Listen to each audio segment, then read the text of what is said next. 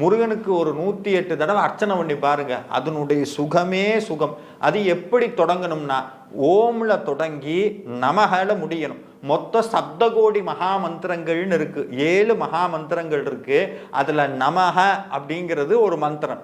நமகனா என்னன்னா இங்க இருக்கக்கூடிய அத்தனையும் நீதான், இங்க இருக்கக்கூடிய அத்தனையும் நீதான். அப்படின்னா என்ன?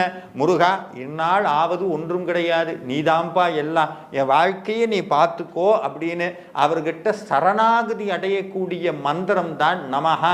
நமக மமஹானா என்னுடையது, நமஹானா உன்னுடையது.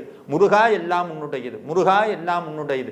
தொடங்கும் போது பிரணவத்தோடு தொடங்க வேண்டும், முடிக்கும் போது நமஹான்னு முடிக்க வேண்டும். முதல்ல விளக்கு ஏற்றிட்டு முருகப்பெருமானுடைய திருவுருவ படத்திற்கு முன்னாடி தியான ஸ்லோகம் சொல்லணும். தியான ஸ்லோகம்னா என்னன்னா, எப்படி முருகன் ஒரு ரிஷிக்கு காட்சி கொடுத்தாரோ அந்த ரிஷி அவரை பார்த்ததை